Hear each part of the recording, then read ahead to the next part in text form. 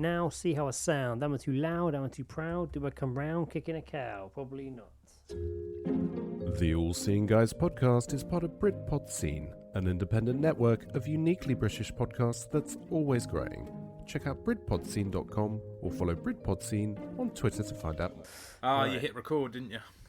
Yeah, but usually you still pop up. No, it ducks out. You usually go small in the corner for me. There you are. You're back. You're small in the corner now. I am small in the corner. Yeah, that's what I needed. Yeah. The follow-up to Dizzy Rascals fucking boy in the corner. Yes. That's the intro sorted. Welcome to the All Seeing Guys. The All Seeing Guys. With Greg and Joe. The All Seeing Guys.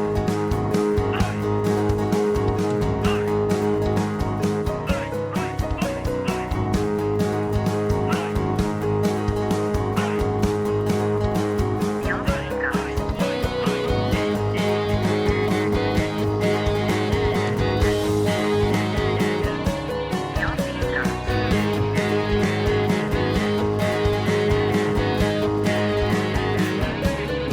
Greg and Joe. Welcome to the All Seeing Guys, episode 130. I, of course, am Greg, and I'm joined as always over the Skype waves during the lockdown that's ever seems to be easing up and up more and more every day.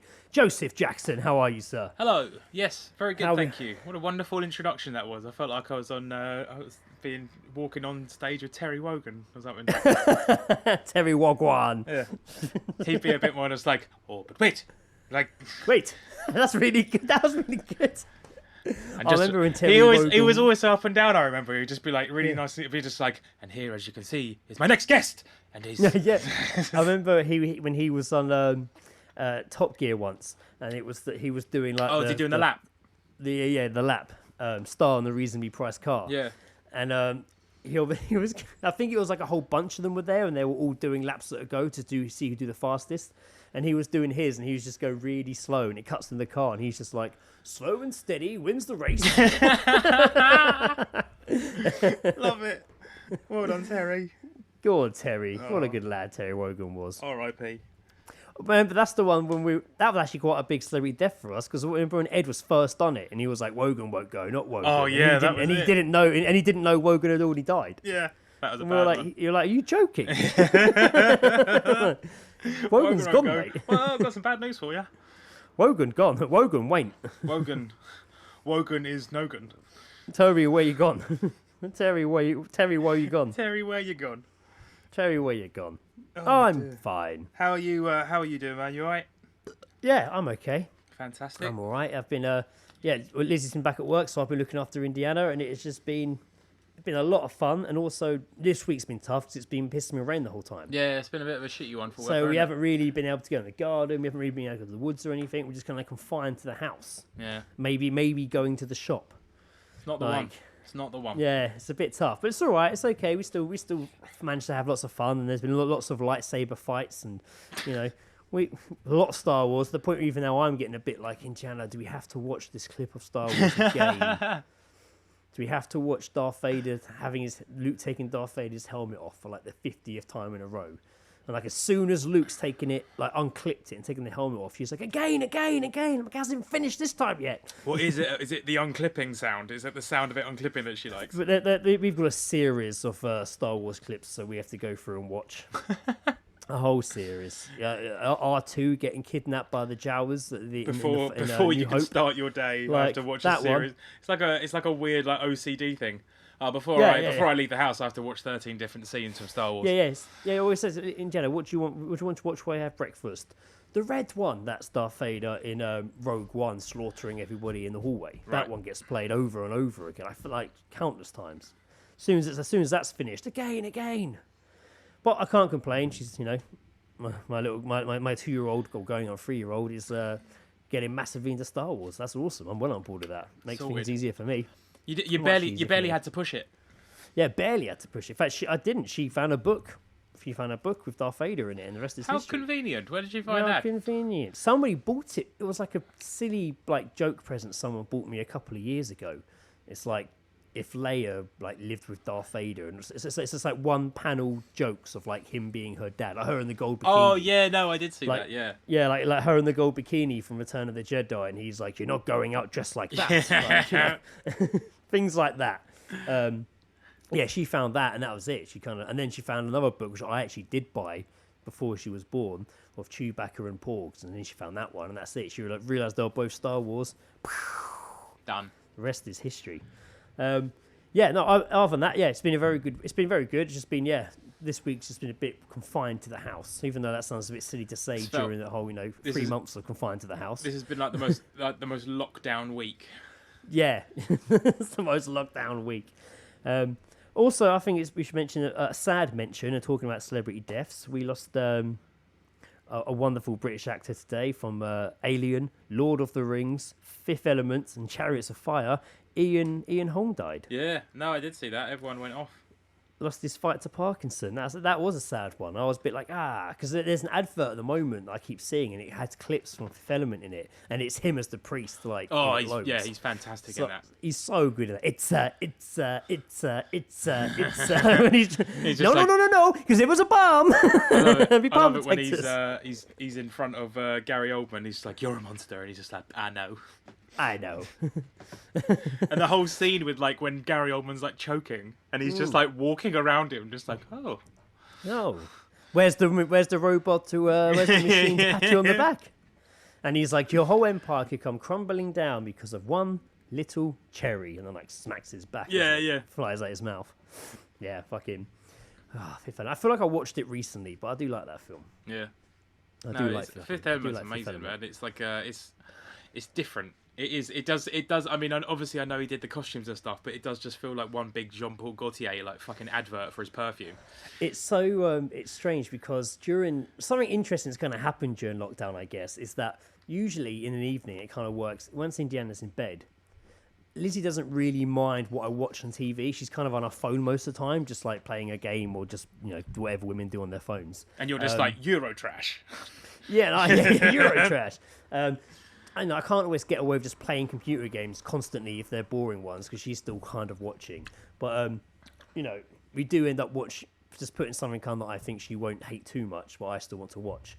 But during kind of like lockdown, and then I think usually Friday, and I'd go out with like you and Ed and what have you, she'll sit down there and she'd watch all of her shows. Yeah. And Lizzie's shows are like kind of like. Not like game shows, but like how can I say, like quiz, like contestants and judges, like like the one the show she watches is the Sewing Bee. Is a big one that she likes. Oh, it's like Bake Off or that Lego show and shit like that. Yeah, kind of like Bake Off, but not quite a game show. It's more of like it's based on a competition craft or something. At the end of the day, it's a competition. It's a competition, and it's obviously just like today's theme British Hollywood in the shit. Yeah, but a Sewing Bee would be like, Hollywood in the 40s is the theme, and they have to like make this outfit, make a dress for it, and they have like 4 hours to do it, and half the time they haven't got it finished in time, and blah blah blah. She watches that. She watches a makeup one. She watched the flower one on Netflix. That was on there. The great, basically British Bake Off with flowers. Yeah. But during like lockdown stuff, it kind of got to a part where like Lizzie was like, "Oh, can I watch this?" And I was like, "Yeah, of course you can." And the thing is, for shows like this, when they're judged and critiqued and get through to next rounds, it's competitions that you do get a bit sucked in. Spelling Bee was the one I held off on the most. Spelling Bee, Sewing Bee was the one I held off on the most. And then that's it, one episode, and you kind of like, oh, who won? Because I've fallen asleep. And then the next one's on. I'm like, oh, that guy, well, that's nice. And before I know it, I'm critiquing it. And there's a makeup one she watches, Glow Up on BBC, that annoying little ginger woman, that little dooley woman that like did documentaries and stuff. She's got a really annoying voice. You right, everyone? Like, she's really annoying. Oh wait, hang on. Is she Stacey Dooley? Is it Dooley? No, I was thinking. Sorry, that's not the woman who did like that's trying to save the Eye Street and all that shit, did she? No, not Mary fucking Queen of Shops, or her fucking name was. Fucking bitch. No, I can. Hold on a minute. Glow Up, and it is this. Where's the camera? What? Where's my camera? Oh yeah, of course. Can you see that? Yeah. Can you see the face? Yeah, I don't recognise her. Oh, okay. Funny enough, she's actually filling in for the silly little filler episodes they've got while EastEnders is off the air. She's like hosting like a behind-the-scenes show about it. Anyway, I'm getting sidetracked. This Glow Up one's all about like makeup, and they were doing makeup for like the Lion King stage show. Every week they go do like a makeup challenge somewhere, and then like, later on they have to go back to the studio and do like their own piece. And then they get judged and critiqued, and there's tears, and there's face-off challenges. Who can put a bloody eyelash on quicker? But I really found myself. I was watching it yesterday with Lizzie, and I realised it turns me into a bit of a bitch. Like, because I'm watching it, and then I'm just like, oh, I hate that Hannah. I hate it. She's rubbish. She's useless. And then like cuts down what she's doing, and I'm like, oh, look at what she's doing. She's not even following the brief. Like, I keep catching myself getting really irate about it. No, I've done that. I've absolutely done that with shows where it's just like, if it's even like just some sort of like reality TV shit, like you start watching it and you feel like, what's going on here? And you get, as long as you get like told what the general premises of it is, it's easy enough to fall into. You're done. Yeah, it's just like, okay, so these say blah, blah, blah, blah, these people live together and they basically just sort of go out and argue, and just like brilliant. But at the end of it, you're just like, Sharon's a fucking bitch. Well, that's it, and I don't like this Hannah girl in it. I'm sure she's a lovely person, but she never does it right. Anyway, watching it yesterday, I also heard myself say to Lizzie, the thing about James is though, he's really good at line work. And I kept hearing myself some sort of say weird, it's like TV pundits for football, like yeah. And I keep hearing myself say these things, and I'm just like, God, listen to you. Like, 5 minutes of watching these shows, and then you're just like, oh, is that a show on tonight? Like, it's kind of weird because I've fallen back into like the routine, which I'm not used to, of watching something weekly as well. Like, gets around to Thursday, I know it's makeup show time. Like, I remember, well, mate, I mean, I remember when me and Lucy, we'd watched that Love is Blind reality TV show on Netflix. Yeah. And like she sent me a message one day, and it just sort of said like, I think I found us some trash. And it was just like, okay, it's just like, it's called Love is Blind. And I was like, and then she told me about it, and I was just like, I'm on my way. And then we watched like the first episode, and it was just, even by the first episode, we were just like, these people are fucking mental. Like, all of them. There's not a single one of them. Like, and then by the end of it, you're just like, oh, I hope they work out. Like, it's so ridiculous. Like, but that's what they're very clever shows like that, because they're designed to make you, and they're edited that way. Because like when you're watching, like, whether it be the Sewing Bee or this or Glow Up, or whatever, I think there's another one we watch. Whenever they're like, right, you have 1 minute left, and it cuts to everyone still like finishing up, but they always cut to clips where looks like they're nowhere near done. Yeah. And you're like, that's oh it. Like, my there's God. like loads to do. Just because it's been edited that way, and you're like, oh my God, they're not going to make it, and then obviously time's up, and everyone looks amazing. Yeah. They're just like, I was on the edge of my seat there for no reason. Clever editing. Fooled me again, BBC. While we are talking about BBC and TV and what I mentioned earlier, yes, EastEnders came to and ran out of episodes during the coronavirus abrupt lockdown. Ending. Yeah, it ran out. It's been on the cards for a while. We know it's been coming, but yeah, this week on I think what Monday. About Corrie? Monday. I don't know, man. I mean, EastEnders we kind of fell into by mistake. I'm sure I could easily fall into Coronation Street, but I don't really want to. I don't want to purposely do it. There's no way up. For some reason, I think it's just because it's up north. I don't know why. It's not because it's on ITV. It's just like, nah, just not interested. I don't want to throw another soap into the mix. I'm kind of, even though I talk about it and hear a lot, this is the only place I do talk about it. I'm quite shameful about it, really. And I watch it with Lizzie, and I'm like, this is ridiculous. And I do get so angry by it, because it's so bad and it's so stupid. But yet there I am again, Monday and Tuesday, like, EastEnders is back on. Like, but we should have, mate. I get so angry. I stand by that. We should have definitely auditioned for Gogglebox. Oh, I don't know. Yeah, we should do. That'd be awesome. But just do what's soaps. This? So that's come to an end. Phil wanted to buy the Vic, but because he'd been a bit of a dick to Sharon, it all kind of kicked off a bit, and he was like, "Mick, I'm buying the Vic," and he's like, "I want to sell it to you, but Elle's, she's Sharon's mate, she doesn't want to sell it to you." And then right at the end, he comes downstairs, Phil, and Sharon's behind the bar with Ian, and she's like pouring a drink, and she's like, "Welcome to my pub," and her and Ian have bought it, and it's just like, oh God. Jesus and that was the big end. Bloody hell. That was it. That was it. That was the big end, that Phil went to buy the pub and had it snatched from beneath him by Ian and Sharon. I mean, Ian of all people. Oh, well, Ian likes getting one over on Phil, doesn't he? He does, yeah. He's a ridiculous character, Phil. Ian, I still want to sit down and do a timeline. We just did it then. Of We what's just did it happened to then. him. We just did what we've just been talking about. God, Yeah, it's yeah, we ridiculous, did isn't it. it? Yeah, we did Fucking Ian. it. Fucking Ian. I still want to one day look over an actual. So there must be an Ian's life timeline. And just like he's probably had more kids die than he actually had. Should we do an episode dedicated to Ian Beale? And it'll just be the life and times of Ian Beale.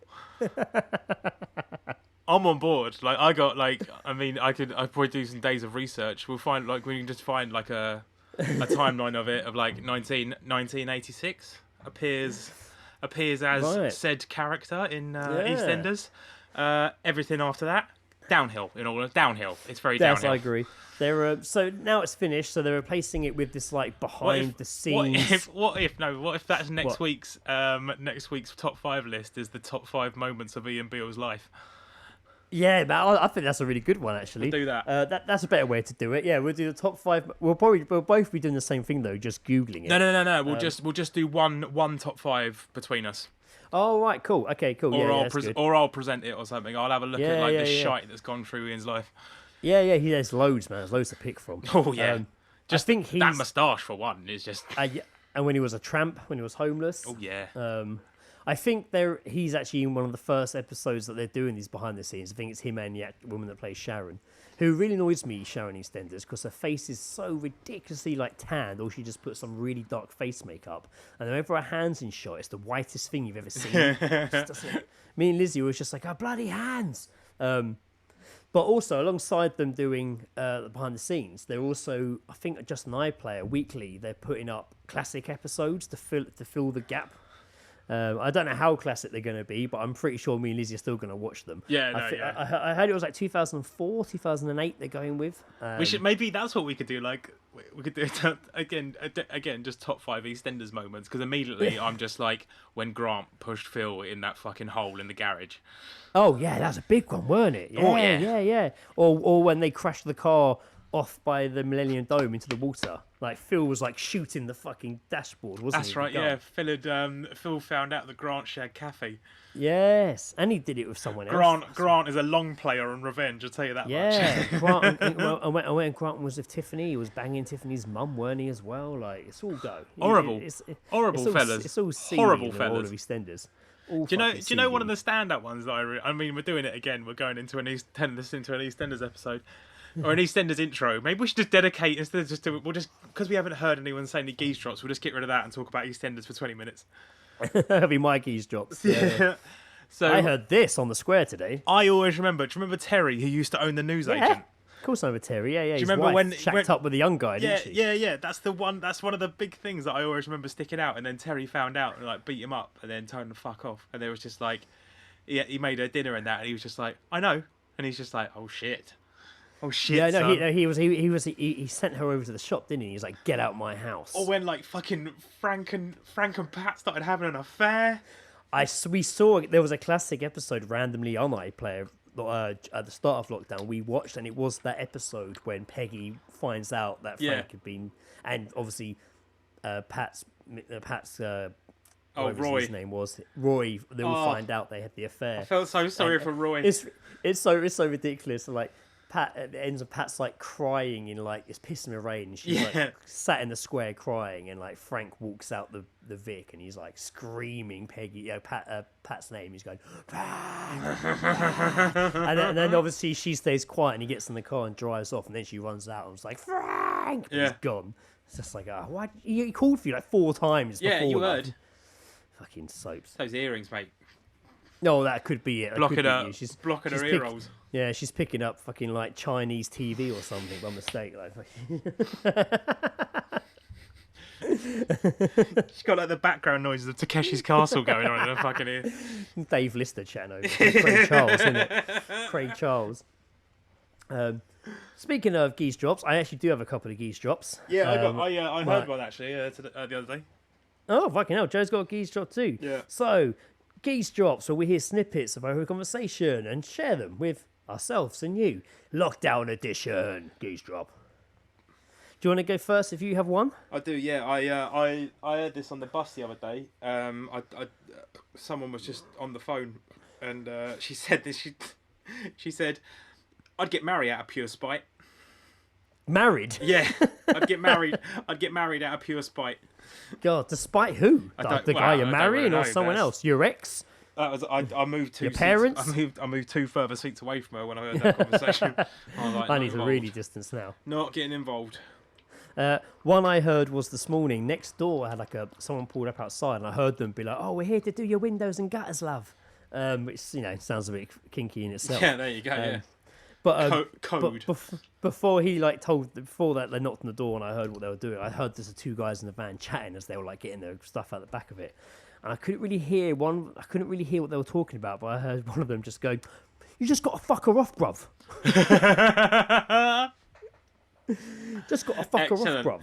Excellent advice. Cold. I want to know. I want to know the exact. I want to know the background of why he went to him for advice. And that was great because I heard that just sat in my living room. So that, that one came to me. That one came to me. That situation is met a girl during lockdown on Tinder, has been chatting to her, something's come up, and now he's just gonna fuck her off. Yeah, he's like, oh, like, it's gonna be cold on me, mate. Nah, you gotta fuck her off, mate. What do you mean you ain't banged her yet? Oh, she lives in America, mate. Ah, that's no excuse. Fuck her off, mate. And then the next Geezdrop I heard just standing in my garden. It was a woman a couple of gardens down, and someone came out, and I heard someone say like, "Excuse me," and I just heard her say back to whoever came out and spoke to her. She just simply said, "Can I just read my book, please, and not be interested in anything you have to say?"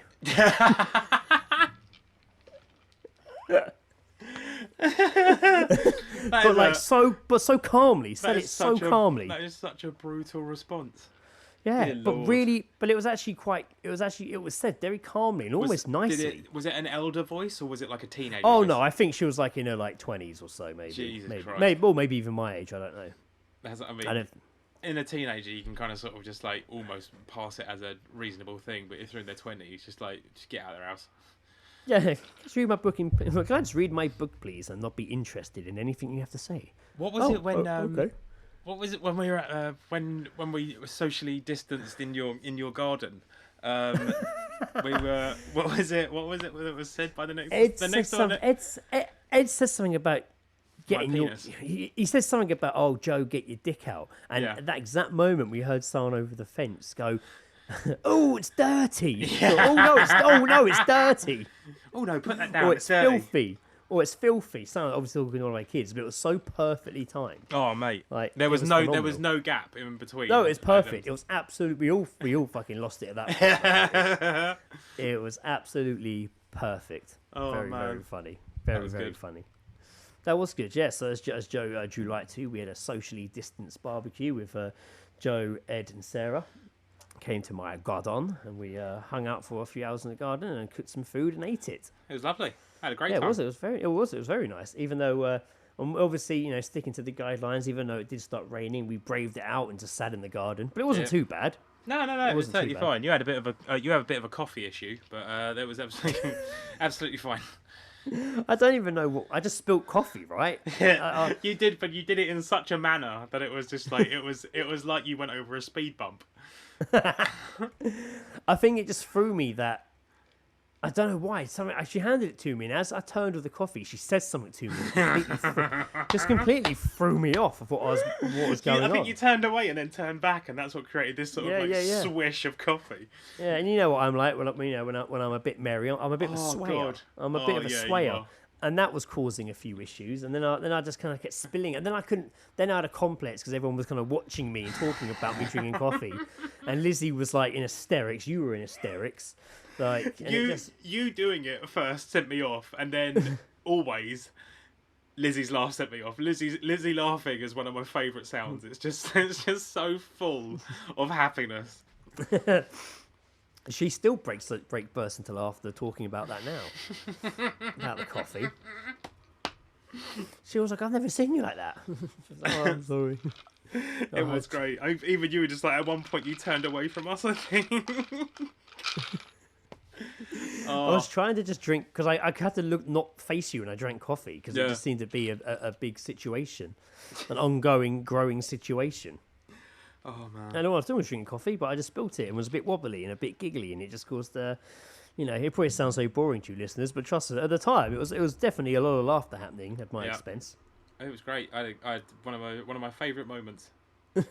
Yeah, Lizzie actually quite liked it that you were like, "Oh, I love this house." I was like, that was nice of Joe to say that. Oh dear, it was good times. Yeah, it started off. Indiana was a bit shy at first and had a nap, and then all of a sudden she just switched. It was just like, "Hello, Uncle Joe. Hello, Eddie. Hello, Sarah." And just took over completely. I like it when she went up to her room and was showing us all the things in her room via the window. She was just Oh like, yeah, I got this. I got this. Yeah. Just like, yeah, brilliant. All right, cool. Yeah, she does that. If you do a Zoom call with anyone now, that's all she kind of does. Is she runs off and gets stuff. If I'm like, if we're calling my mum, she just I have to carry the phone up a room while she shows her everything, back downstairs while she shows her everything, in the garden while she shows her everything. Just show and tell. It turns into. So I had a couple of little articles to go over here from my well of content that I have on my phone. Some lockdown treats. Some lockdown treats, and a lot of these I kind of gathered at the start of lockdown or just before, but I kind of feel now's the time. This one, I actually forgot I had this. This actually came out 3 months ago. This story, All right. and it is about a couple of identical twins. Now, it's not really a story that majorly happened to them. It's just that they're a bit unusual. So I'm going to show you. You can't really see them, obviously, unless you want to look them up, listeners. But I'm going to show Joe a picture if he can see them. Can you see them? Yeah, it should. I mean, that just looks like an Instagram filter, in all honesty. But wait, yeah, are they holding the same phone? Yes, they are holding the same phone. Is that a factor that is going to come in? No, apparent? not really. I actually hadn't noticed that, but it plays into it. It's just a weird story. So it's a weird title. It's the world's most identical twins. That literally sounds like some fucking rude boy just telling me a story. Yo, the world's most identical twins. The world's most identical twins admit to only eating once a day and working out 6 hours daily. Identical twins Anna and Lucy de Kinique, doesn't sound right, have spoken on their YouTube channel about how they're addicted to exercise and will work out even if they're exhausted. Don't worry, Joe, he's going somewhere. The twins sleep. I just yawned. Sorry. the twins sleep in a giant bed in Perth with their partner Ben, 39. They share a partner. Yes. Now this strangely enough, the story doesn't really. This article doesn't really go into that. It kind of sticks with a bit of the exercise theme. But during it though, it drops these little weird like that. It drops these little casually drops these little weird nuggets that. I've heard about twins dating the same person. Interesting. There's oh fucking hell, what are they called? I wanted to say the yin yang twins there, but that's not what they are. Jesus, the cheeky girls. They're called the ATL twins, and they're these two guys from Atlanta, and I don't really know what they do. They used to be skateboarders or something, and then they were in that film with what was it? With the fucking James Franco was that rapper guy with braids and shit. Spring Breakers. No. Yeah, Spring Breakers. Yeah, Spring Breakers. Yeah, so they were in that for some reason, and then like Vice did this thing where they went to their like house and interviewed them, and they literally just had like one girlfriend between them. That's weird. And shit, they were just like. So and they share a bed. Like, does that mean you have a threesome with your brother? Yeah. That's exactly what happens. And they were just like, yeah, no, bringing another girl into this really fucks shit up. Wow. Yeah. Okay, so they share a giant bed in Perth with their partner Ben, and if they don't exercise, they become stressed. Lucy said, "We only eat once a day. We know that's bad. Maybe that's why they get fucking stressed. We know that it's bad we know it's bad that it comes from our mum. We know that it's unhealthy, but we only eat at night. However, this goes against all healthy eating advice." It does, yeah. You're supposed to, or from some diet plans, I've heard that you're not supposed to eat after 7 p.m. Yeah, well, yeah, a lot of people do that, yeah. Anna added, "Whatever works for you, works for you. Everybody can take things differently. Everything's in moderation, guys. Despite their behaviour, they are aware that it is not advised. We exercise too much." Can I just say, are they going to say that to heroin addicts as well? Luckily, they're not counsellors. Just like everything in moderation, guys. You can do what you want You'll as be long as it's fine. in moderation. Yeah, AIDS in moderation, you'll be fine. AIDS in moderation. It's like that. I watched that like a Simpsons episode the other day, and it was the yesterday or something. No, I was over at Ed's. I saw Ed. I went to Ed's. Right. Shocker. And it's the one where like Mr. Burns was getting diagnosed, and the doctor's like, "You have everything." And it's like every disease, including 7 new ones that have just been found inside you, but they are all perfectly in balance. Great.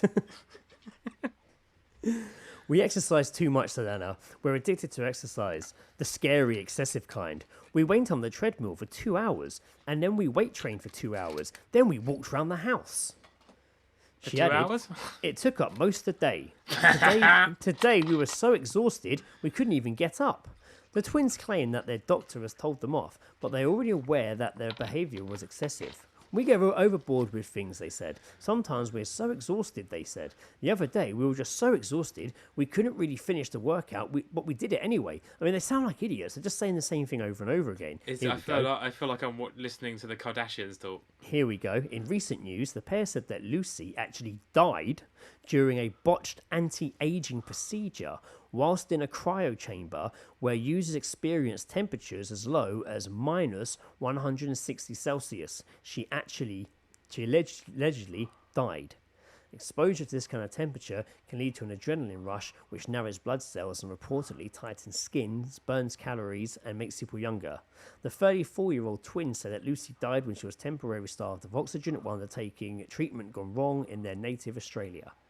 I've never gotten over this, Anna said, crying. I remember seeing Lucy on the floor, unconscious. I was dead, Lucy said. I was dead for a minute. Mate, I was on the edge of my seat then. And then she's still alive? Yeah, she's fine. She's all right. What the Okay. But that's what I mean. That's not the story. The story is they exercise there's a lot of things that aren't the story.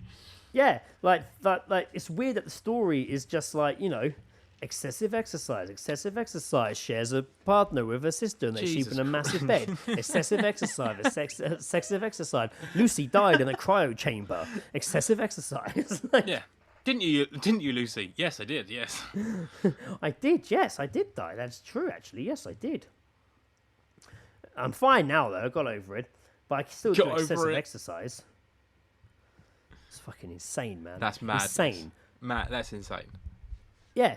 How strange, man. Like, the thing is, they don't look... I'm not saying they're unattractive, but they don't even look like they do a lot of exercise. No. Or maybe that's just the fake boobs are kind of like just... They do seem to be rather largely busted, yeah. Yeah, maybe that's just confusing everything, because all the photos aren't like the whole body. It's just like, it's a massive chest and a massive head. There's a big old head on them. Yeah, very interesting twins going on there. Matt, I want to get some point of views from that guy. Yeah, well, there's another funny picture in the article where it's like them two looking at the camera and he's like behind them topless with like a red snapback on, but to the side. Like, it's just like, what, like he's in Blink 182? Yeah, it's like, mate, you're living the life. Look at you. You're all right. You're doing fine. You're doing fine. You're doing absolutely fine. Get a 39-year-old from Perth. You're doing all right. Apart from the cryo chamber death that Lucy did. So if there are the world's most identical twins and only Lucy had the de-aging treatment... Does that mean that Anna's like, oh, what, do I need it too then? Because if I thought I looked fine, but you think you look old and you're having the procedure, do I need it then? Because we're the world's most identical twins. When you told me the article was just like the world's most identical twins, I thought this was going to be about how their facial structures are like pinpointly accurate and stuff like that. I thought this was going to be a real scientific article. Yeah, that'd be boring as hell. And it's so not that. That'd be boring as hell. Funny enough, on that glow up, that makeup show, when there's a like a showdown with the two people that are going to get kicked out, they have to like do like a last minute challenge, and whoever does it better stays in. They usually have 15 minutes to do it, and it's like, do like glittery lip gloss, do this, do that. But they always have to do it on a pair of identical twins. So you walk into the room, there's two identical twins sat there, so that's how they inspect to make sure they look Jesus the Christ. same. It's interesting. I mean that's very clever, but an abundance of twins just Fucking laying hell. around. Bring them two on. Oh no, one of them's dead. I died. Okay. One of them has died. Briefly, I like that the article suggested she was still dead. There's Yeah, the no, person no, who the yeah, person who wrote that is a master of suspense. Yeah, until the end, where literally one's just like, I saw her on the floor unconscious, and the other one's like, no, I was dead. Yeah, For a minute. I declared myself dead. At least a minute. Jesus Christ. That's fucking insane. Yeah. And just like I say, the whole argument, Anna's like, oh, so sorry, Lucy, you had this, you obviously think you look old, but we're the world's most identical twins. What the fuck? Yeah. What are you saying? What the fuck? Do I need to die for a minute now I'm well? assuming the other twin knew, and she was just like, no, I'm fine. Yeah, I'm fine. I'm not. You're obviously the silly one. I'm 2 minutes older than you, remember? So I need to de-age by 2 minutes. We didn't come out side by side like a fucking marching band, love. No, one came before the other. Are you actually eating biscuits? I am, yeah. I just remembered I bought some earlier after our discussion, but that's to come. Joe's eating biscuits. Before we get to biscuits, this next article I thought was going to be more of like a list, but it's not really. So I've got to be quite pinpoint with scrolling through and making sure I don't miss interesting moments. But it was people revealing the most humiliating mistakes they've ever made mid-sex, which is quite a specific thing, right? Mid-sex. Humiliating mistakes ever made mid-sex, not start of sex, not after sex, not building up mid. I suppose that it makes more sense. You say during sex. I mean, it would be. I mean, I guess the during is probably the time where the most embarrassment can happen because you're still doing it. Yeah, Right, if something embarrassing happens at the start, like, all right, well, we haven't really got anywhere, so that's really fine. Or if it happens at the end, like, you're at the end anyway. So, like, the middle is obviously the most awkward or embarrassing time. I remember the first time I slept with an ex-girlfriend. It wasn't a girlfriend at the time. It was like the first time we'd slept together. And I think it didn't go very well. In the I'm build confused. Up to Was she it, your ex-girlfriend at the time? No. At the time, she was engaged to It was somebody just a else. girl. Oh, shit, Greg. Yeah, it was a naughty time when Greg was younger. An older woman as well. We were. Greg, I want to see you go on X on the beach. We were in my bedroom, and I remember it was just kind of getting going, and I like lifted her leg up, and as I lifted it up, she went, and like was obviously mortified, like absolutely, like almost like packing it. I'm getting it. I need to get out of here. Like absolutely mortified. Whereas I actually fell off the bed laughing, and like I couldn't breathe. I was laughing so hard. What do you think? She was in fucking hysterics. dying, man, inside. You were like there pissing yourself at her. And then we gave it another go, and then a few minutes into it, she started panicking because she got cramp in her leg. It was like, oh, cramp, ow, cramp. Like all the things started going wrong. It wasn't even mid. It took a while to get going. Anyway, where was I? So, a recent survey of more than 2,000 people across the US and Europe have revealed people's most embarrassing sex moments, conducted by Superdrug Online Doctor. They asked people to name their best and worst moments in sex. The most common bedroom mishap was muscle cramp. There you go. There It's real, you man. go. It's fucking real. You can't. There Have you you go. tried like, whenever you've like been in bed? Do you ever get cramp when you're in bed? Yeah, I go through phases of getting it quite regularly, or like just don't have it for like years. But you it's know the that worst like if fucking you get feeling. it, you've got to The get out of worst. bed. You've It's got the to get worst out. feeling, man. You can't just lay there and be like, "Oh, this will go away," because I've tried laying there and it won't go away. I usually bend my leg up and then I just stretch it out flat, and that does hurt. That really hurts. But if I stretch it out flat, it usually starts easing and going away. So I just do that. I just do the most painful thing and hold it there till it goes away. But it's horrible. It's a horrible cramp in your calf, muscle. Oh yeah. Is It's crippling. horrible. It's fucking crippling, mate. You feel like you can't move. It's a horrible pain. Like it's one of the worst feelings in the fucking world. I hate it. Most common bedroom mishap, cramp. It can bring the whole thing, and 13.3% of people named this as their worst moment. Other people said they had left windows open so that neighbours and friends and passers-by could see them going at it or hear them. Nice. After this, 9.9% of people said they had knocked something over, while 7.2% said their session had been interrupted by someone walking in. Yeah, I know about that. Yeah, you do it often, do you? No. No, when I was in my younger days, that someone's dad walked in. Oh, the Croatians topped it by saying their most awkward moment was peeing a little into the sexual partner. Into. Oh. Into. Oh no. That is what the. I mean, I've stopped during sex to have a piss. That's amazing. I had to once. It's not on the top of my priority list in that situation. In all No, honesty. but I remember it. I think we'd been to the pub and we'd come back really drunk and going at it, and then I was just like, I'm gonna piss myself. And I'm not. I don't think I'm going to finish sex until I do. And then you got to have the awkward mega erection piss. Or think you sure I just do, did it or in the you bath. do finish and you can't control it, and it all just comes out. In All one. that. Well, I mean, the after sex piss is you're better off just sitting down than tucking it in. Oh like, yeah, fucking, yeah. Especially if it's not your house. Jesus Christ, you don't get in that situation where you've Or you accidentally could do. pissed, Have you like, ever done up the one where fucking you wall. just sort of straddle the toilet? It's easier to sit I've done down, it. isn't it? Surely. Nah, I've done a straddle before. It's all right because then your dick doesn't touch like any part of the toilet because it's still got some life to it. Or you just stand in the bath and do it. I'm just imagining like that one scene of like me, myself, and Irene where he pisses all over himself. Yeah. Why am I pissing like I had sex? What? Yeah, so, the piss after sex. There's also a really nice, kind of satisfying feeling to pissing after sex. It's definitely quite a feeling as well. Not as good as when you're really desperate for a piss after you're drinking beers, but No, pretty good. no, not the same feeling. I like, last month when I met you and Ed for those social beers in the Surban, and then I walked home. And God, man, I don't think I'd ever needed a piss so bad in all my life. Always hits you on the way back, doesn't it? And it was so sunny out. I mean, it was such a beautiful day, so it was quite busy out. And this was like a month ago, so there were no restrictions really in lockdown. Yeah. So it's a bit, you had to be a bit careful still. But I was like, I just couldn't find it. It was broad daylight. It was a beautiful sunny day, so there was no. I kept looking at places, going, if it was dark, I could piss there. Like it'd be fine. And I'd see somewhere and be like, I can go there. That's a big old bush. I'll just run across the road and go in there. Then I'd see loads of people just out of nowhere come and stand by. I'm like, fuck. And that just kept happening.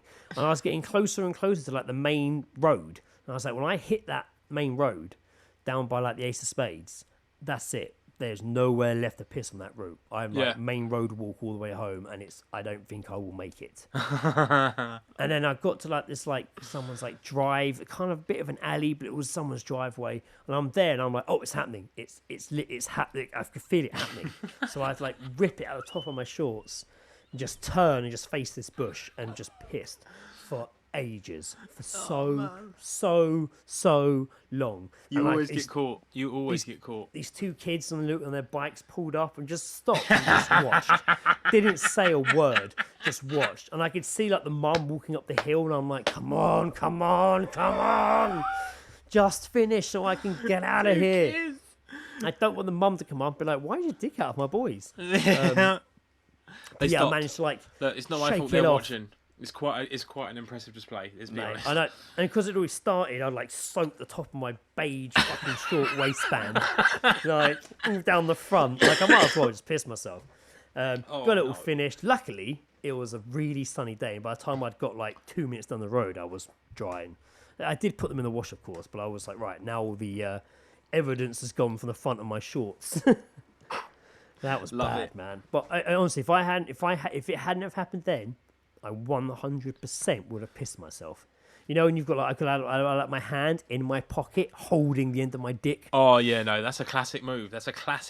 Yeah, which doesn't really do anything, but I was doing it. It doesn't do anything, but it's just still.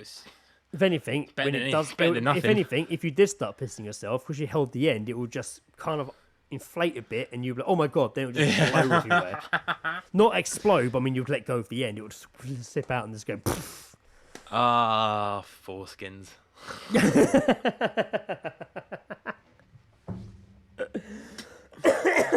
Celebrated. It's been a while since I've done a list. Oh yeah. So I thought I would do a list. I wasn't even out looking for a list. A list just kind of fell into my lap through social medias. And it was something quite interesting. Something I kind of been thinking about was that during lockdown, I've definitely been drinking a lot more coffee. Okay.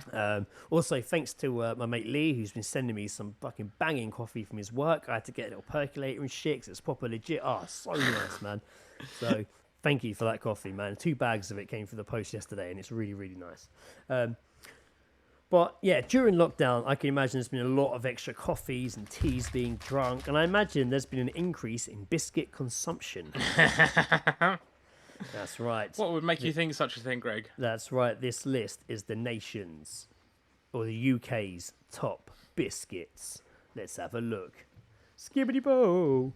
So, thanks to CDA, a leading appliance manufacturer in the UK, you can now find out how your personal preference compares with the rest of the nation's in biscuits. They surveyed over 1,000 people in order to compile a list of the UK's top 12 favourite biscuits. A lot of work's gone into this, Joe. Sounds like they Right. really did some research. So, top 12. First of all, for just a quick overview, do you eat a lot of biscuits? You're eating a biscuit right now. I think that's the answer. That's all the answer you need, mate. I actually don't really eat too many biscuits, but I occasionally may have one with like my evening coffee, if there is any. But I don't really go out my way to buy them. I don't go seeking them. Like, it's a weird... I'm not... But we'll dive into our personal... Despite right now, my usual snack of choice is a savoury item. Yeah, likewise. Okay. Yeah, We I've dabbled in biscuits. All right, well, we'll revisit our biscuit dabbling. Oh, that could be the title name. Biscuit dabbling. Biscuit I like that. dabbling. I like that. Let's look at the actual fucking list here. Number 12 in the UK's favourite biscuits. Plain hobnob. Plain hobnob. Well, because I've got here the dark chocolate. Hobnob? The dark chocolate hobnob. Oh, I don't like dark chocolate. But this is not like a. This is like a, not like a rich or a strong dark chocolate. It's like a, like Bourneville or some shit. Oh, right, okay. And it's good. It's really good. The hobnob I'm down with because it's got like the wheaty texture on the bottom. Yeah, I like the wheaty texture. Again, if someone's like, if you want a hobnob, I will be like, okay. But I won't go out my way to seek them or have them for my coffee, essentially, or just to have as a snack. But when I do consume a hobnob, I always very much enjoy it. Mm-hmm. Number 11 is the Lotus Biscoff. You probably recognise those ones. Yeah, I don't get what the big deal is, right? But the thing about this caramelised biscuit. At work in the office when we were allowed in the fucking office. Yeah. That stuff comes in a spread and everyone bangs on about it. It's like a biscuit spread. Yeah, so they're specifically kind of made to dip in coffee. Yeah. Very Italian thing. Like some places kind of have them as like when you order coffee in some restaurants or cafes, they sometimes have one of those on the side anyway, like just kind of comes with the coffee. So I can see why that's there because a lot of people, it's a bit of a fancy dip. Number 10, rich tea. Classic McVitie's rich tea. The rich. I completely disagree with that. I think it is just like, I mean, maybe as a coffee drinker, I don't understand it. Maybe it goes really well with a tea or a coffee. I think that is its purpose. I personally don't really like them either. They're a bit too dry. Too plain. That's what it is. It's not about the dryness. They're just too plain. No, it's not. Yeah, it's not really for me either. I'm not really. To be fair, I've never really liked rich tea. I always remember as a kid going to like a friend's house and I slept over the night. And I remember like, the parents' bedroom was like a room I'd just never seen. And this one time in the morning, the mum was up and was like, "Oh, can you quickly run this up to Norman? He's in bed." And I was like, "Oh, okay." And I remember opening the bedroom door and he was like lying. The dad was like lying in his bed, kind of like only covers from like the waist down. And he was lying on his side reading the paper and he had a coffee in one hand and a pack of like rich tea biscuits like sat next to him. And we were just in bed dipping his rich teas in his coffee reading the paper. And I was like, wow. I don't know why. That memory really like stayed with me. Like, 'cause I must have been fucking young, man. Like, I must have been really young if I was staying around that guy's house. But yeah, I'd have been terrified. I'd have been like, no, I can't do that. That memory never left me. So strange. Number 9, plain digestives. And it explains that a rich tea, which is very plain, number 10, and the plain digestive, number 9. They're getting the plain ones out early, I see. I can't believe the hobnob was even lower than those. Yeah. I think I would say that the hobnob It was a is more plain hobnob. appealing. It was a plain hobnob, though. Yeah. But the hobnob is different to the digestive. Yeah. No, I agree. I don't mind digestives.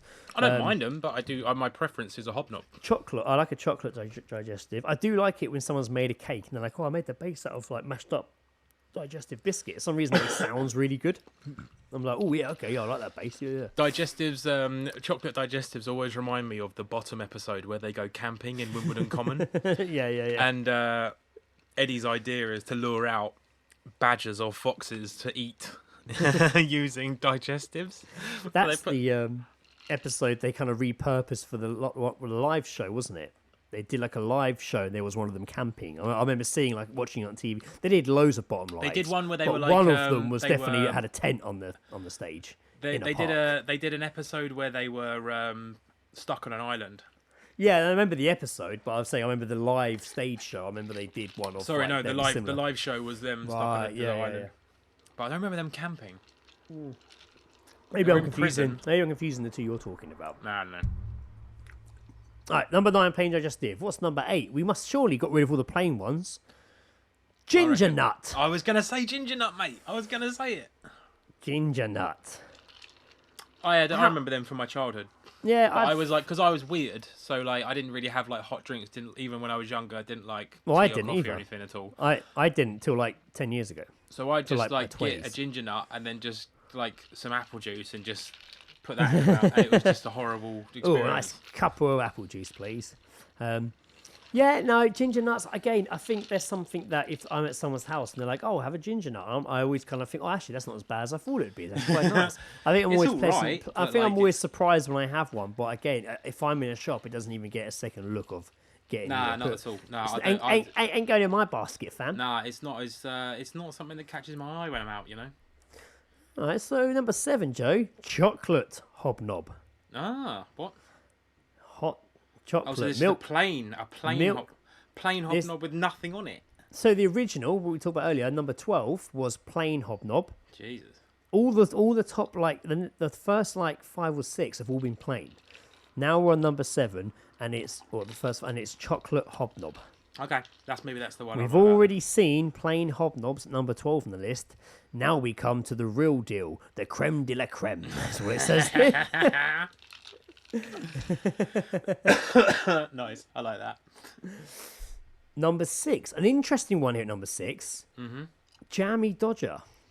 Oh yeah, no, I mean it's a British classic, isn't it? Yeah, I guess because we never had them in the house as kids. So again, my parents, when I grew up... I wouldn't. Don't get me wrong. I wouldn't consume it. I'm not a fan of the jam. Yeah, no, but I mean, like, as a kid, I didn't drink hot drinks. My parents didn't drink hot drinks, and there wasn't always like loads of biscuits for that, around. So jammy Dodgers was something that's never really appeared to be in my house. I remember there being little multi packs of them at one point.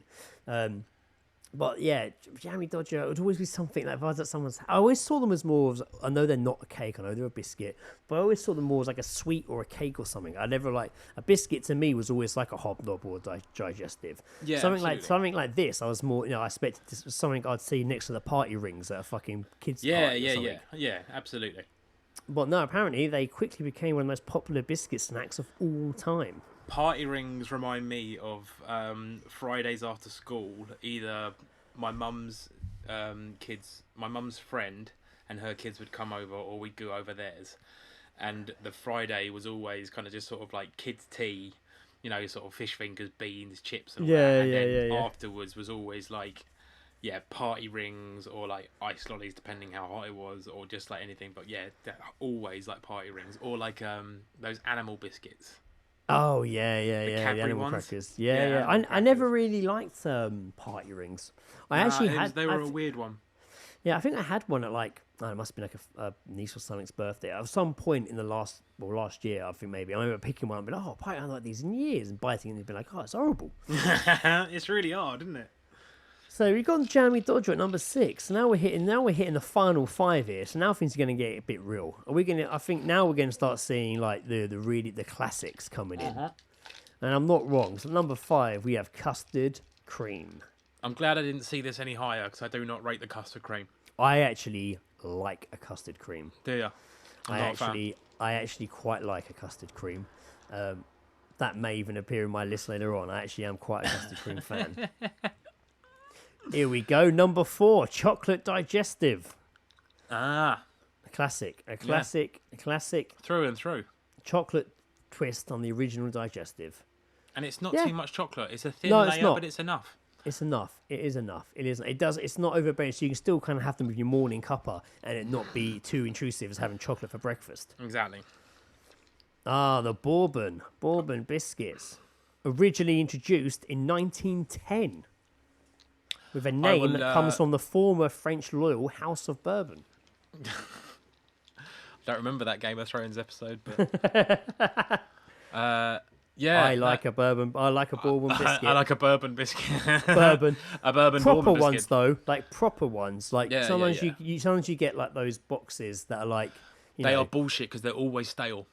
Yeah, The that's what I bourbons mean. in Yeah, those yeah. packs are always stale. Yeah, and they're not always, but then they always have bourbon written on them, not the proper ones. But an actual bourbon biscuit, very nice. I do like I Londis. guarantee you, Londis will always have a good pack of bourbons. Yeah, nice. Yeah.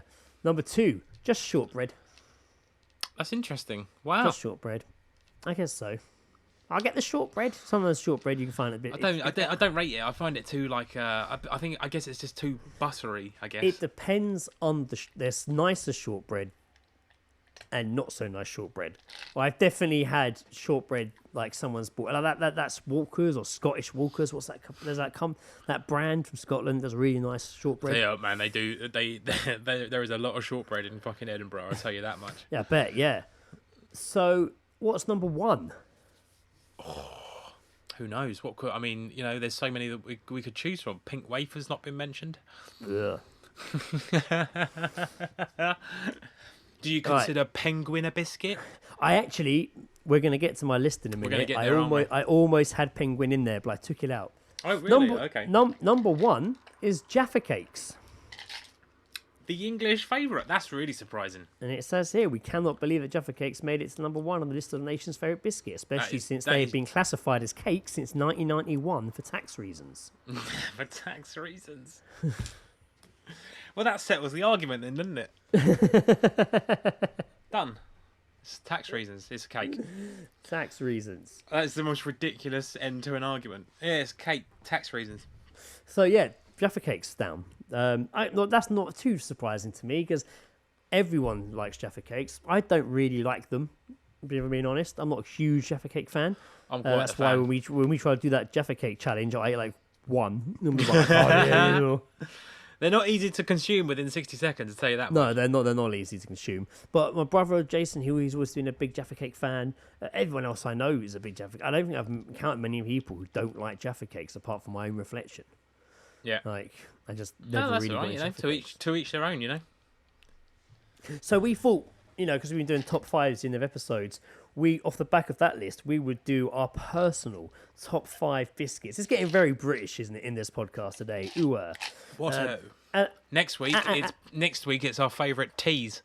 Our favourite leather patterned shoes. Our favourite tie knots. I'm a bit of a half Windsor man. Number 1. The favourite elbow pads on my jackets. Yes, Our favourite colonisation.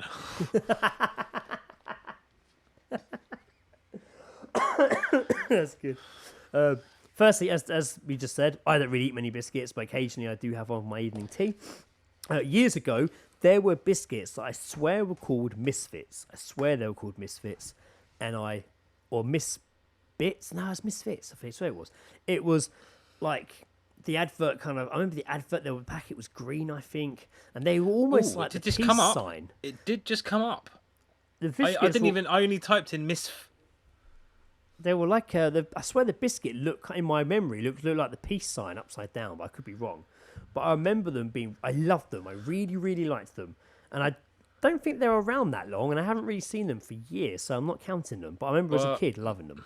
No, I got something here called Misfits Twistos, but it's Cool. a dog treat.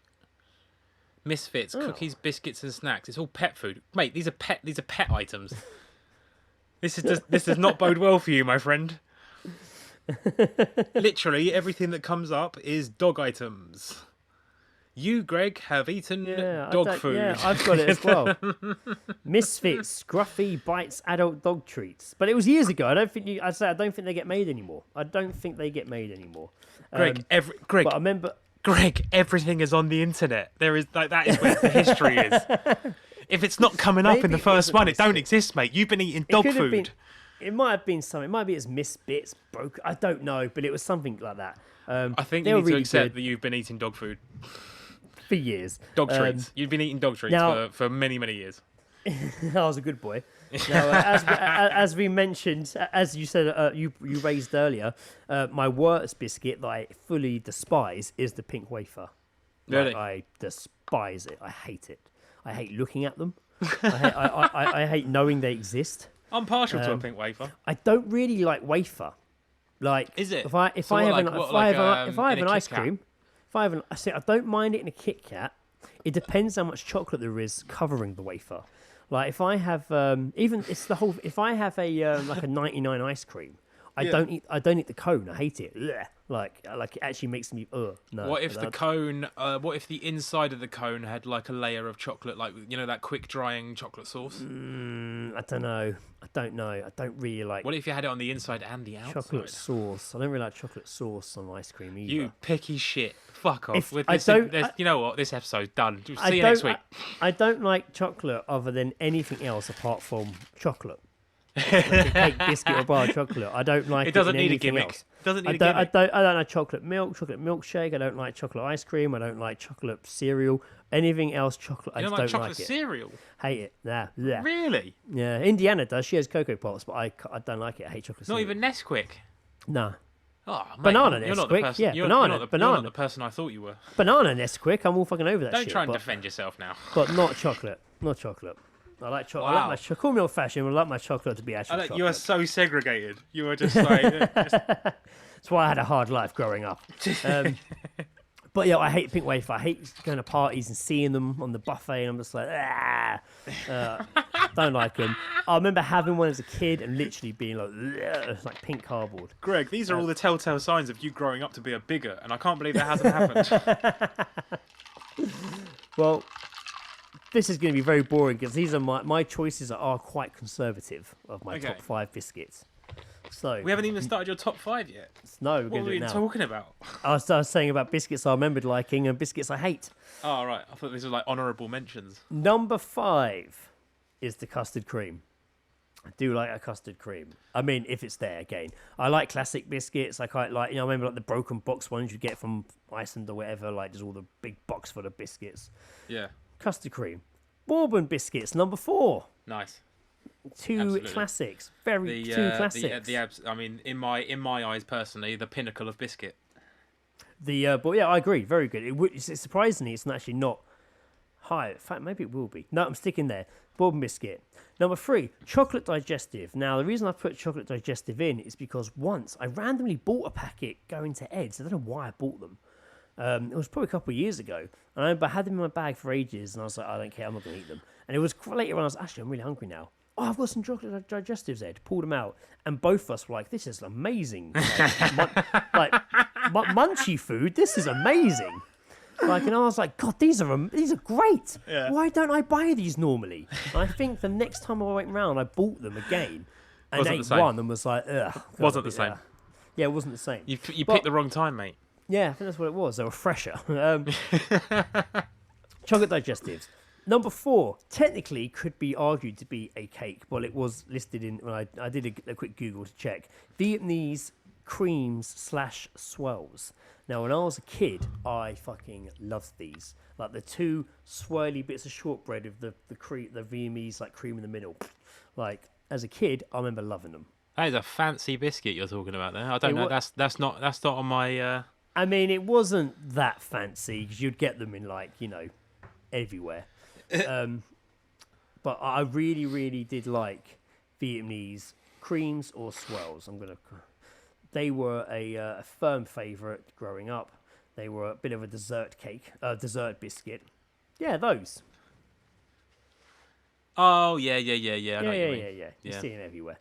Number 1. Now, I didn't know what they were called. And I don't even know if this is the name. I think this is the name of the Cadbury's version of them. But chocolate rounds. You know those? They are a shortcake biscuit, thick, and I mean thick chocolate. That is very good quality, more high quality. Than Is it like on the it's like dipped in the chocolate? No. It's a round biscuit with the hole in the middle. Almost, Right. but it's really thick. It is very nice. It is a very, very, very nice biscuit, whether you're having it, dipping it, or... In fact, I'm not really much of a... If I have a biscuit, I've usually eaten it before my coffee's, cool enough to drink. Chocolate fucking rounds are... Nice. I can only see pictures of the packet. Yeah, this would do. This would do. Here we go. So, like that. Oh, no, I don't know it. What? No. Usually, if you get any sort of box of biscuits, usually those are in there. And the round ones are usually a thicker chocolate, nice chocolate, and a nice little biscuit in the middle. They're my favourite biscuits.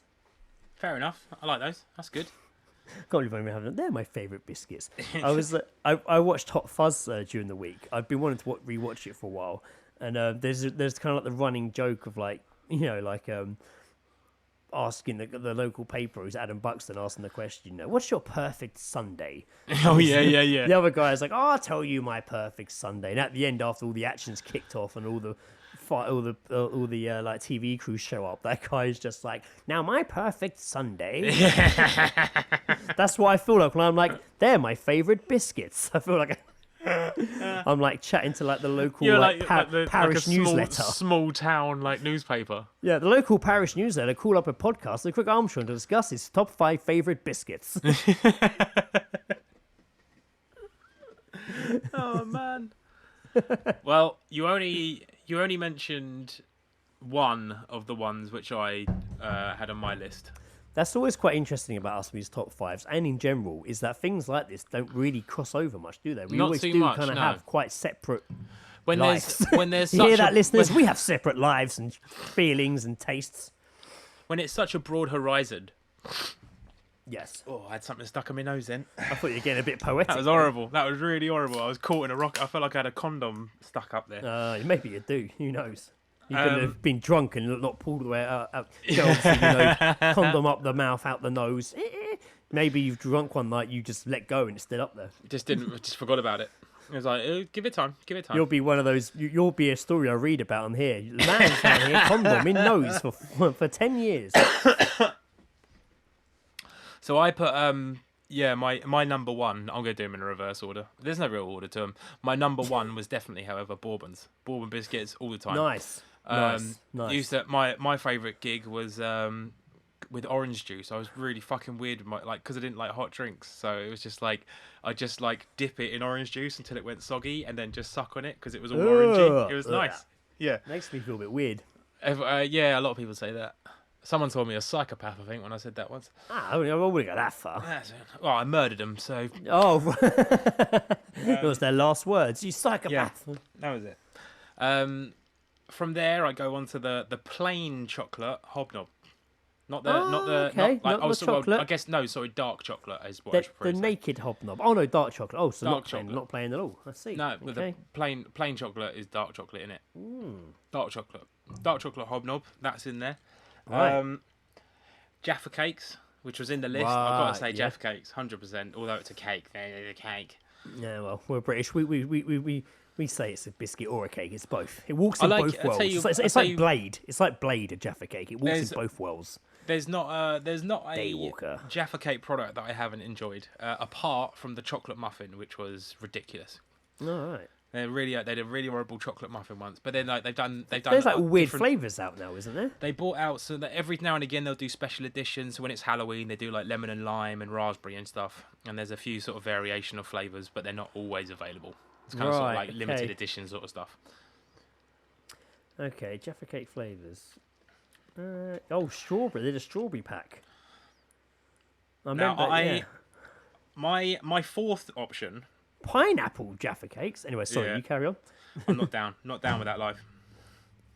My fourth one is an international option. Wow. These are.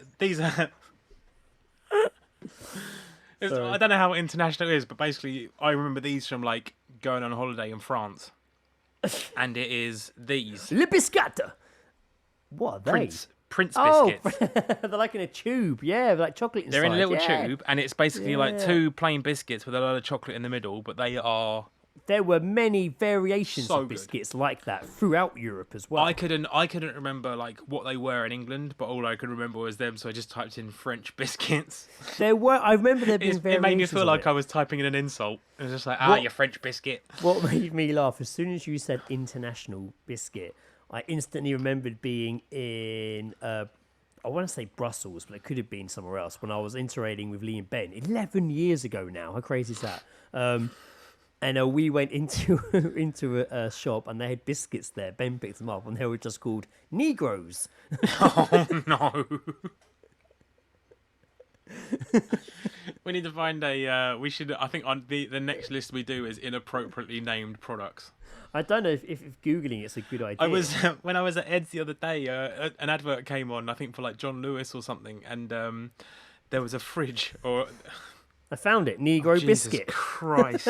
If you Google it, I'm not being crazy. It is literally. No, it's and picture's also amazing. he's not being crazy and he's not being racist. That's the important disclaimer there. No, it literally is called Negro biscuits. Stop saying it, please. they've even got Negro bold. I'm begging you to stop saying it. Sorry. This Talking about a particular biscuit. time in our lives is not the time to be saying it, Greg. I think, yeah, okay, yeah. But it is, I am talking about a biscuit product. Yeah, it is a biscuit product, yes. Yes. I forgot what I was going to say. Yeah, sorry. No, yeah, that was it. No, we should do. When I was over at Ed's, this advert came on, and there was a particular appliance that was called Smeg, and Ed just flipped out. I was aware of it, but Ed was just like, Smeg, what the fuck? Like, Yeah, that's really old, man. Smeg ovens. My nan's got a Smeg fridge. oven. I remember there's a Smeg fridge. Yeah, they started off as like, my nan's got a Smeg oven. Like they were posh ovens growing up. I remember Smeg. And now Fancy. obviously you can get all sorts. But yeah, Smeg. Smeg kid. Well, Smeg. Smeg. So Smeg. When I was at school, Smeg I just knew from Red Dwarf. Smeg head. And That's I all. remember, That's all. But it's And I short for remember- smegma. which is I think the horrible shit that gets stuck in your bell end or foreskin or whatever. So when I was, I was young. Man, this is how young I was. I used to go to the park near my house and swing on the swings. And we had a game. We would try and kick our shoes off as far as they could go when on the swing. And whoever kicked their shoe the furthest won. And I remember this one time there was like an older group of kids there, and they came over to us, and this girl was chatting to me. Oh, they were being dicks. They weren't being nice. Yeah, And then standard. she was chatting to me, and she heard one of us say, or she just turned around out the blue. I remember she was like, I was like, oh, should we get away from these guys? Turned to my mate and was like, should we go climb some trees? Because there was trees we used to climb in this field. And this girl was like, you guys can't climb trees. I was like, oh, yeah, we can. Yeah. It's really stupid. And then like, and out of like, arguments. and out of nowhere, I swear she's like, oh, you're babies. Well, I'm older than you. And I was like, yeah, whatever. And then she's like, oh, I bet you don't even know what Smeg is. And I was like, yeah, I do. She's like, yeah, what is it then? And I was like, Smeghead. Like, she's like, no, that's not what it means. It's actually dead sperm. And I was like, oh, right. And it's weird, man. That thought they kind of left that interaction never really left me. Like, just this girl coming up to me in the park and telling me that Smeg was dead sperm. Wow. And that I couldn't climb trees. Just too weird. The important thing there. It's just two weird things to be told by The a important stranger. thing was that she really actually said was I couldn't climb trees. Yeah, it's just a weird couple of things to be told by a stranger in the park when you're a kid. Yeah, that's unfortunate. You can't climb trees, and Smeg is dead sperm. Smeg is dead in you. There's dead sperm on your dick. It is Wow. unfortunate. I feel like we've all learned a lesson today. I feel so. I think we have. We've I feel learned like about the nation's favourite biscuits and what the horrible stuff is that actually is smegma. dead sperm. Smeg. I mean, it's quite depressing. Tune in next time for episode 131, where we outline the worst things to happen to Ian Beale. That'll be our top five. We'll do a top five Ian Bill nasty Top moments. top five Ian Beale moments, and by that we mean the worst things that happened to Ian Beale. I generally enjoy episodes like this where I had stuff here. We did go over the stories, but I like just being able to go off on tangents and remembering stuff, and being like, oh, this, blah blah blah blah. I think despite us not being in front of each other, which is when it's worked best, we should definitely try and do an off the script. Just get on here and just start chatting. I was almost gonna do this episode as that because I hadn't I hadn't prepped anything. But this morning I had no episode prepped, and I was just like, oh, maybe we'll just do like an unscripted one. But then I started looking through my list of stuff. I was actually, I have got these. Oh, I've got that as well. Well, but yeah, that was a lot of bottom of the barrel of my list of content. Well, next time we record, we can give that a go instead. Give that a go. Yeah, that was a lot of fun. I also want to quickly say before we finish up that we were talking WhatsApp before about how Last of Us 2, the PS4 game, came out properly to purchase today. Yeah, on the day of recording anyway. It would have been out a couple of weeks by the time this comes out. And how it's crazy how like you saying you've been watching it play through on YouTube. And you're like, I'm like 8 hours in. It's crazy that it only really came out today and it's already all up. The scenario is that I'd clicked onto YouTube yesterday. I've had some laptop issues, but I got it sort of working, and I just went onto YouTube just to sort of chill out after resolving a fucking annoying issue. And obviously, when I'm logged into YouTube, obviously I get like a recommended page of just sort of from stuff I've previously watched and that. And the first thing that was up there from a page from a YouTuber that I've never watched, it just said Last of Us 2 Part 1 walkthrough. And I remembered when you played it, and we've spoken about this 7 years before. ago. Yeah, when we were fucking, I've sat there and watched you play it, and I only saw half of it, so I went home and watched from the beginning of the game through. Just obviously because I've got an Xbox, so I'm not able to play it. So I just this is really amazing. I'm just gonna watch it. So when it came out yesterday and it had been so fucking long and all the hype that had come round from it, I was just like, I'm absolutely sitting down and watching this. And the first video out that I saw was an hour and a half. Wow. And that only got you to that didn't really get you too far in all honesty. Yeah, in an hour and a half, it did not get you anywhere. So then I was just like, but already I was just like, I want fucking more. So I then started looking around, typed it in, and lo and behold, I found like a 4-hour version. But the thing is, it's all someone playing it, and they're in the bottom corner with their just like, blah, blah, blah. So it's like them reacting whilst they play it, sort of thing. Yeah. But obviously, it's brand new to them, so they're just as excited as you are. And then I just found someone who had put together a video which was nearly 11 hours long, and it's basically the entire game, but without the annoying dick in the corner. Oh wow, okay. But also, it's not like it's edited, so obviously it still shows you some of the action and what you have to do in that segment. But it doesn't show game. him figuring it out for 2 hours. No. It's not him like trying to jump over something and missing. It's just it's him, and then it just cuts straight into the cutscene. It's the majority of it is the cutscenes, but where it's necessary, there's gameplay as well, and it's just it's just the whole thing. And I'm like 8.5 hours in, and I'm not saying anything. No, to be fair, I know a lot more than I have let on. I'm not going to say anything, but I know a lot more than I've let on. I did read, because, there's been, for the last year, there's been people really getting really angry about Last of Us 2. And I do know, I've read certain things about what happens to certain people. You said this to me the other day, and I was just dumbfounded by it. I just, I don't, fucking how stupid are fucking people. Yeah, people have been. Yeah, it's caused a huge thing, and I remember saying, and even people I know have been like, "Oh, it sounds terrible," blah blah blah blah blah. And I'm always like, "Just wait till you play it." And I spent chatting with my brother Jason about it, and Jason's like, "It's gonna be great." Like people just moaning, people always moan. It's a very toxic world. But even Jason turned around to me recently and was like, "I've read that it's really good, and it's a bit of." When he says a slog, he doesn't mean hard to play. He just means apparently it's quite. I saw that it's about 30 hours of gameplay. Yeah, that's about right. Which is like, so, I mean, 30 hours is a lot. And bear in mind that, like, sort of some people will only sit down if they can for like an hour and play it. They're not going to get a lot done. Yeah, that'd be me. Yeah, no, fair. That would be me.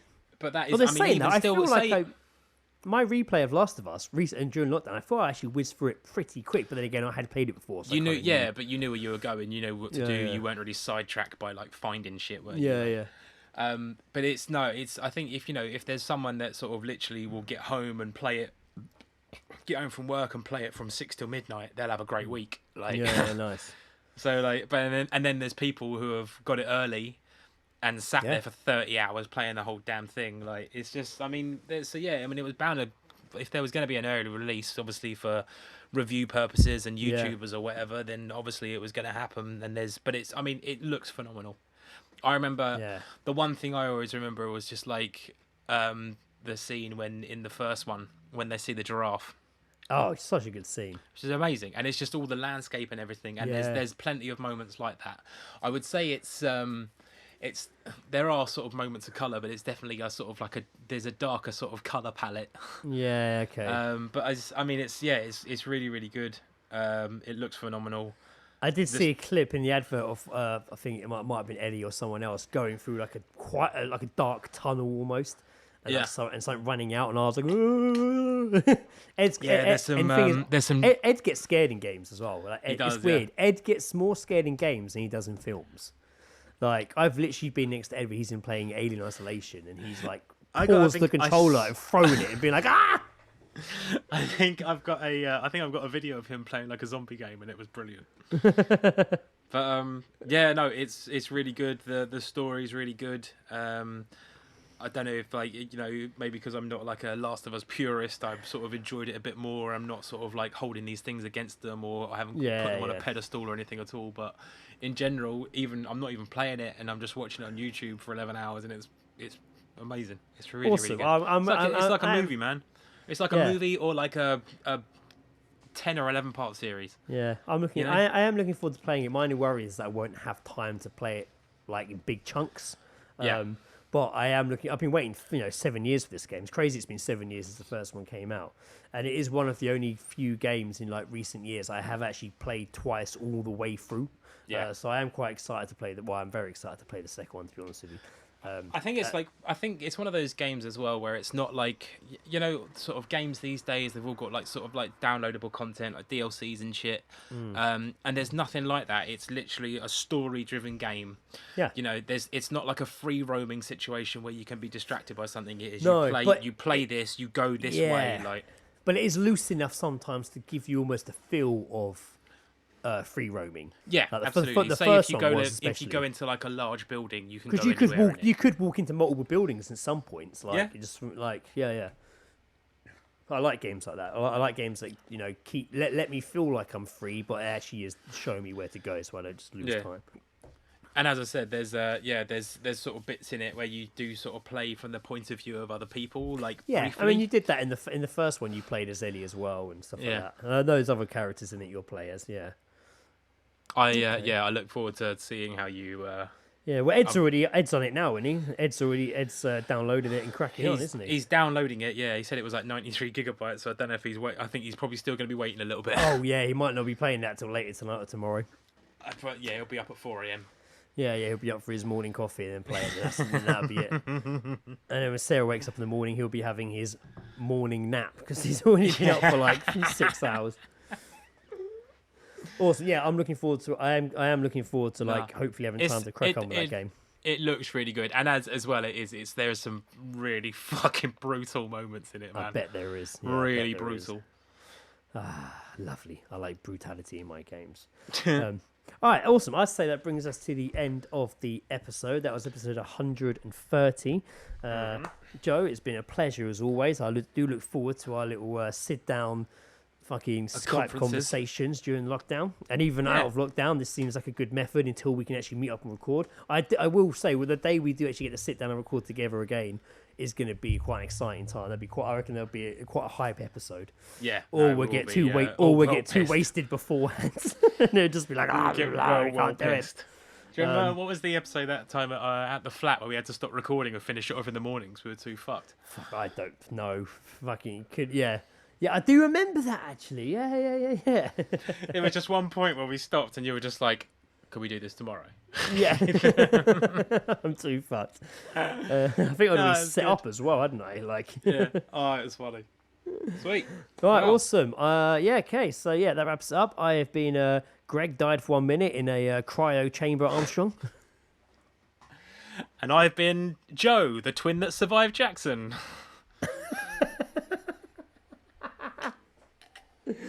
Goodbye.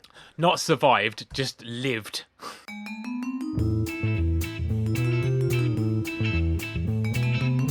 The All Seeing Guys podcast is part of Podnose, the UK's leading independent entertainment podcasting network. For episode archives of the All Seeing Guys and all of the shows on the network, visit us at www.podnose.com. You can also follow us on Twitter via @podnose or send us an email via admin@podnose.com.